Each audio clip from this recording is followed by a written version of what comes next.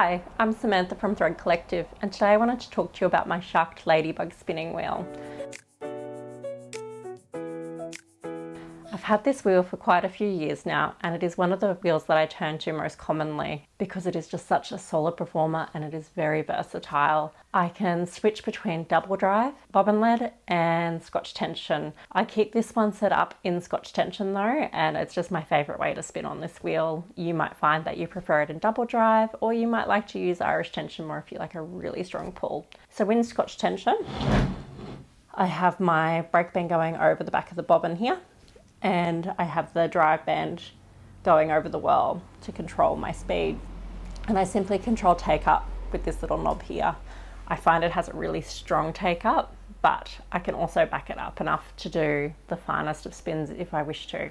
It's made out of solid maple and as well as some maple plywood, and it has this polyurethane wheel. I was a little unsure of the wheel to start with, but I actually really love it because with the Australian climate, we go through periods of extreme humidity, then we have a lot of dry, and this thing just won't warp. So I don't have to worry about maintaining it or babying it as much as, say, my other wheels, and it just doesn't need to be looked after quite as much as some of the wheels in my collection. It's something I actually really love. I don't think you'll be able to see it, but every single one of these wheels comes with a little enamel ladybug, and mine is hiding here. And it's just a really cute little quirk. What else can I say about this wheel? It comes with two whirls. It comes with the medium and the fast. So if you decided to get the expanded whirls, you could go as slow as 3.2 to 1.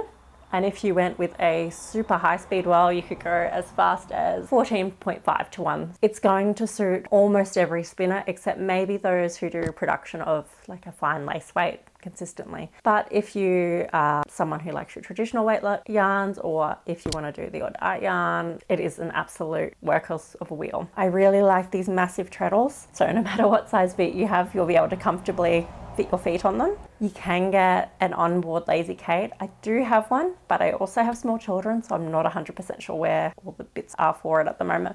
But essentially, the lazy Kate is 4 bars that come here. So they stick out. There's little holes that are already pre-drilled into this that you install it into. It has these little wheel things so that you can apply tension to your lazy Kate so they're not freely spinning. I also really liked using it as an onboard storage, and I tended to use it more as onboard storage than anything else because I like to apply with my lazy Kate a bit further away from the wheel just to make sure I've got twist evening out as much as possible. It's very easy to maintain. All I need to do every now and then is give her a wipe down with a soft cloth and apply some spinning oil to the main points of movement, which are here, here, here, here, here, and back here. It comes with these travel bobbins, which are like the little plasticky ones, or you can buy additional bobbins. This is the high speed one. There's not much difference between that and the standard bobbin at all. But you can also get, if you are an art yarn spinner or you do a lot of plying and you like not to have any joins in your balls of yarn, you can get a bulky ply flyer. So it comes with a separate maiden just for the ladybug. The little red orifice distinguishes it there, and you get this massive flyer.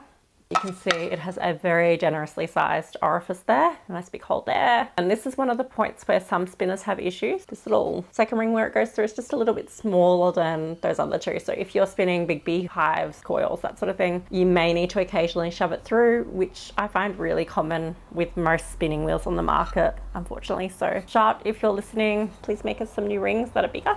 It also comes with these jumbo bobbins, and you can buy extras of these too. And I think these hold up to 200 grams capacity, while the standard bobbins are 100 gram capacity or thereabouts. But again, that depends on your tension, your spinning style. So you could get more, you could get a little less, depending on that. She is a fairly quiet spinning wheel. The only one I think quieter in my collection is the Matchless, which I am lucky enough to always have, and that is my primary wheel. The difference between this and the Matchless, typically when people are considering the Schacht wheel, they're looking at the Ladybug for the affordability versus the Matchless, which is obviously a much higher end wheel. It does the 3 drive style, so the Scotch, the Irish or bobbin-led, and double drive like the Matchless, but the ratios aren't quite as extensive. The Matchless, I believe, goes up to 22 or 23 to 1, whereas this one maxes out at the 14.5 to 1. It is a little stiffer to treadle, but I still find it really easy. I think if you're paying premium money like you do for the Matchless, you obviously expect more with how it moves, and you do notice that difference in the premium build. And it's obviously all wood as well, compared to having the polyurethane drive wheel and more plywood in this construction. But this is really solid. My kids have knocked it over a few times. She's bounced. I like that you can also store the whirl on the back here. Again, I don't know where my little screw has gone walkabouts. Poor thing, she gets a bit beaten up being kept in the house. And that says something as well. She's one of my house wheels. I have way too many wheels. I do have a lot in the studio, but this one and the Matchless are in my house pretty well permanently, so I can spin on them in the evenings. Yeah, let's get spinning. So I've just got a bit of an art bat here made from some of Ashford's Corriedale, and so a little bit of sparkle for fun. I'm not sitting in the ideal chair for spinning, but this just worked for location for the video for you guys today. Normally when you're spinning, you want your knees below or level with your hips, and they're just sitting a bit higher, which will make it a bit harder for me to treadle, but still definitely easy enough.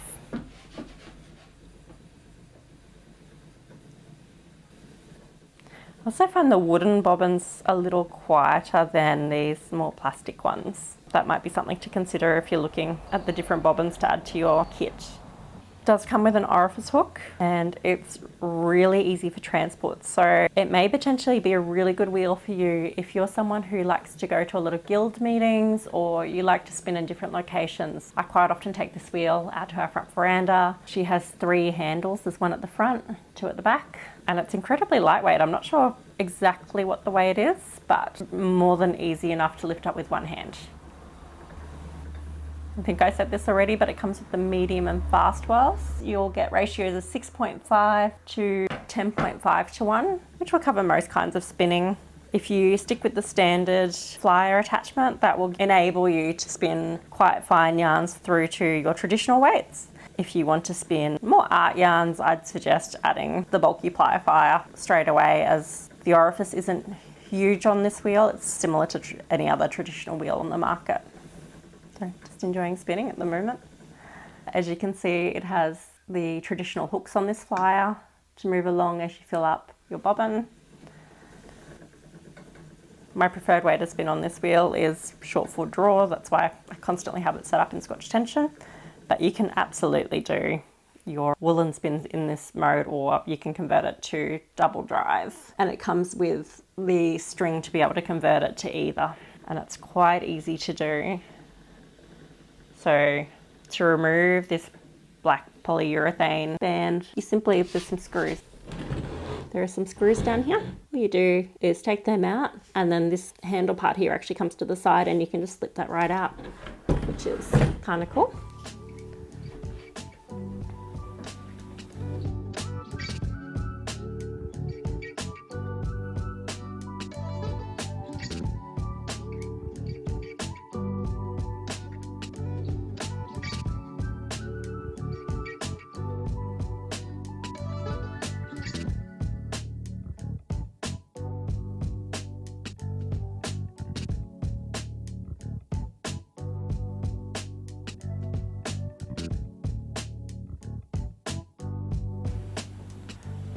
Showing you some long draw.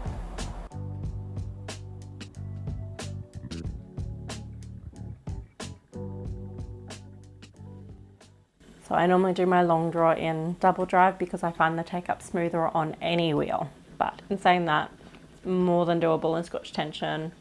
The take up is smooth. It's not jarring like you might find on some wheels. It's just about finding that sweet spot with your tension.